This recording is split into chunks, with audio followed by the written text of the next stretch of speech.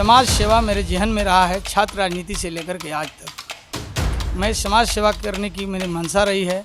बहुत सारे उप स्वास्थ्य केंद्र बने हैं देहातों में, गांव में, लेकिन वो बंद पड़ा हुआ है। उसको चालू कराने के लिए हम प्रयासरत रहेंगे। 2001 से भी चुनाव होते रहे, हम जा रहे हैं गाँव में, उलाहना सुनने को मिलता। मेरे भी अन्य जो प्रतिनिधि जीत कर आए थे, सुनने में आ रहा था 5 वर्ष पर दिखाई तक नहीं दिया। लेकिन मेरा सामाजिक जीवन रहा है 30 वर्ष का।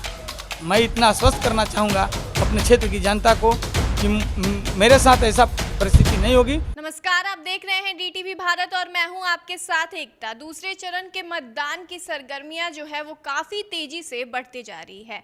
ऐसे में जितने भी जनप्रतिनिधि हैं वो अपने जनता से जाकर वोट के लिए ढेरों सारी अपील कर रहे हैं और यही नहीं, अपने द्वारा किए गए कई सारे कामों की गिनती भी करा रहे हैं और कई ऐसे वादे भी कर रहे हैं जिन्हें अगर वो जीतते हैं तो उसे ज़रूर से पूरा करेंगे। ऐसा वादा भी उनके द्वारा किया जा रहा है। तो ऐसे में डुमरांव अनुमंडल के डुमरांव पश्चिमी 17 के जिला प्रत्याशी ददन आजाद से देखिए हमारी बातचीत की ये खास रिपोर्ट। पंचायत चुनाव का शंखनाद हो चुका है। अभी हम मौजूद हैं डुमरांव प्रखंड में, जहां पर नामांकन की प्रक्रिया जारी है और आज 5वें दिन का नामांकन संपन्न कराया जा रहा है। हमारे साथ बात करने के लिए मौजूद है जिला परिषद के प्रत्याशी ददन आजाद जी, जो कि पेशे से एक अधिवक्ता भी हैं। तो सीधे हम उनसे जुड़ेंगे और जानेंगे कि इस बार जनता के बीच में वो जा रहे हैं, किन किन मुद्दों को लेकर के जा रहे हैं और जिला परिषद के जो प्रत्याशी हैं उनके क्षेत्र में कौन कौन सी मुख्य जो है वो समस्याएं हैं। सबसे पहले ददन जी, आपका चैनल में स्वागत। जी धन्यवाद, चैनल को आपको धन्यवाद। अच्छा, एक अधिवक्ता से राजनीति में आने का कैसे विचार आया? अधिवक्ता बन करके हम कुछ खास लोगों का जो केस मुकदमे में दर्ज होता है उनकी सेवा कर सकते हैं, लेकिन समाज सेवा मेरे जहन में रहा है छात्र राजनीति से लेकर के आज तक। मैं समाज सेवा करने की मेरी मंशा रही है और राजनीति में संवैधानिक प्रक्रिया जो है इस देश में, उसके तहत इस पद पर या राजनीति करके हम समाज सेवा करना बेहतर समझते हैं। अच्छा, अब हम अगर आ जाए क्षेत्र की समस्याओं को लेकर के, तो आपके हिसाब से या आपके नज़रिए से मुख्य जो समस्याएं हैं वो क्षेत्र हमारे क्षेत्र की, जहाँ तक क्षेत्र में जो बहुत सारी ऐसी समस्याएं हैं जो हम घूमते हैं तो छोटी छोटी समस्या जिसमें गरीब निवास करते हैं। मूलतः सरकार की योजनाएं हैं, धरातल पर सिंचाई की मुख्य रूप से जो योजना है, और हमारा देश कृषि प्रधान देश है, खास करके राज्य भी कृषि प्रधान देश है, जिसमें हम जहाँ से निवास करते हैं, जहाँ हमारा क्षेत्र है डुमरांव उत्तर पश्चिम जिला परिषद क्षेत्र जो है, उसमें भी कृषि का क्षेत्र है और कृषि के लिए खास करके कोई नलकूप जो वगैरह है या कोई खास व्यवस्थाएं नहीं है। सुदूर देहात में ये लोग हमारा इलाका पड़ता है और डिहरी अनसोन से नहरें चलती है, जाकर अंत तक पानी तक नहीं आता है। एक मलई बराज योजना है, वो आज तक अधर में लटका हुआ है। इसके लिए भी हम लड़ाई लड़ेंगे, धरना प्रदर्शन भूख हड़ताल तक करना पड़ेगा। हम इसके लिए आम जनता जो किसान हैं उनके लिए करेंगे। अन्य कौन कौन से मुद्दे हैं, अन्य कौन कौन से मुद्दे हैं जिनको लेकर के आप जनता के बीच में गाँव में जैसे स्वास्थ्य की समस्याएं हैं और आम जनता जो गरीब जनता निवास करती हैं, वहाँ हमको दौड़ना पड़ता है। जनता को बड़े बड़े बनारस के लिए दौड़ना पड़ता है, पटना के लिए दौड़ना पड़ता है। लेकिन सरकार की योजनाएं बहुत सारी है, लेकिन सफलपूर्वक वो योजनाएं करोड़ों रुपया खर्च होता है, लेकिन धरातल तक नहीं उतर पा रहा है।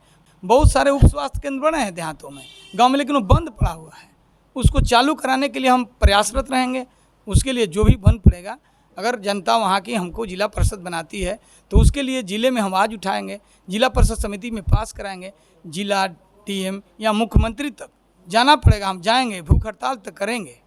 अगर शिक्षा की अगर बात की जाए, शिक्षा में देखिए, शिक्षा पर भी सरकार बहुत काफ़ी बजट पेश करती है, लेकिन आप जाइए गाँव में, देहातों में समय से शिक्षक नहीं आते, या जो भी योजनाएं चलती है छात्रों के लिए, वो योजनाएं देखिए, जैसे पाठ्यक्रम है, पाठ्यक्रम जब पढ़ाई समाप्ति की ओर रहता है पर एग्ज़ाम आता है, सरकार की योजना है कि बुक वहाँ से रिलीज होता है, लेकिन प्रशासनिक कुव्यवस्था के चलते छात्रों तो किताबें साल में जो परीक्षा होता है उस समय पहुँचता है। इसके लिए हमारा प्रयास रहेगा कि समय पर कम से कम छात्रों के बीच में पुस्तकें वितरण की जाए, छात्रवृत्ति समय पर दिया जाए, पोशाक और मध्याह्न भोजन की योजनाएं जो चलती है उसमें काफ़ी लूट खसोट हो रहा है, उसके लिए हमारा संघर्ष रहेगा। गांव में जो कमेटियां बनी हैं उस कमेटी को हम दुरुस्त करना चाहेंगे। उस कमेटी में जो लोग होंगे उस पर में हमारा निगाह रहेगा कि ये कमेटी क्या कर रही है।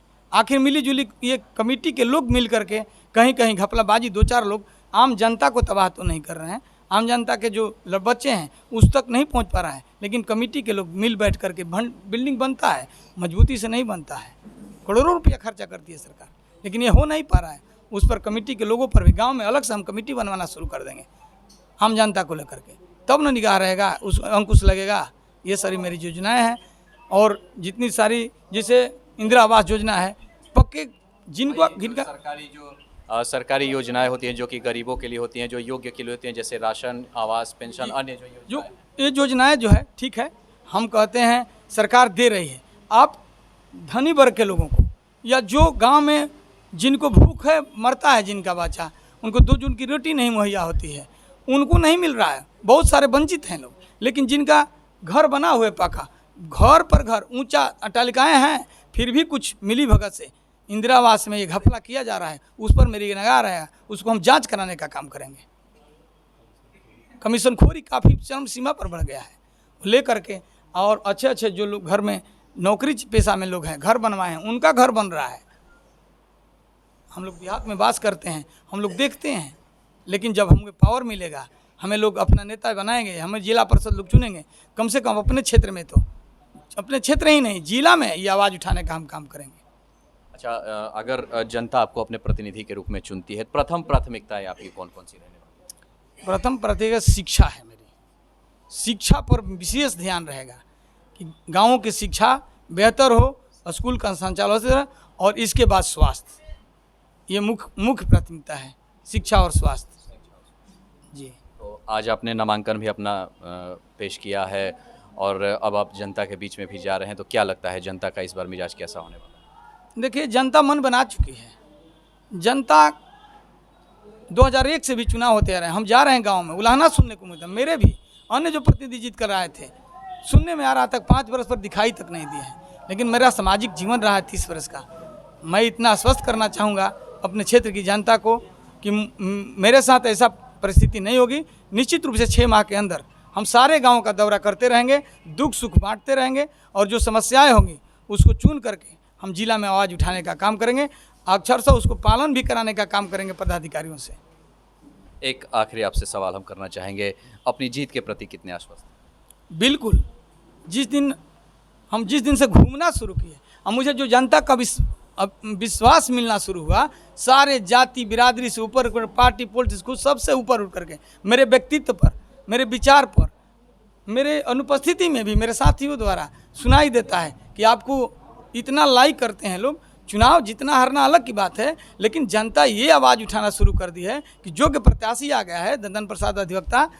तो मुझे बहुत खुशी हो रही है, मैं आश्वस्त हूँ, चुनाव जीत गया हूँ। नामांकन हुआ आज, शायद आप उस समय नहीं आए होंगे, लेकिन जितने लोग अपार समर्थन हमको दिए, सारे वर्ग के लोग, नौजवान साथी खास करके, बुजुर्ग जैसे ओझा जी जैसे लोग, अखिलेश बाबू जैसे लोग, ये भरत भैया जैसे लोग, ये कुशवाहा जी हैं, इनके जैसे लोग, सारे लोग हमारे साथ हैं। नौजवानों का काफ़ी भीड़ था और हमको बहुत मान सम्मान मिला, हम पूरा समर्थन मिला। हम आश्वस्त हैं कि चुनाव हम जीत चुके हैं। अब रह गया है सिर्फ सर्टिफिकेट लेना बाकी है। जनता मुझे वोट देगी, मैं विश्वास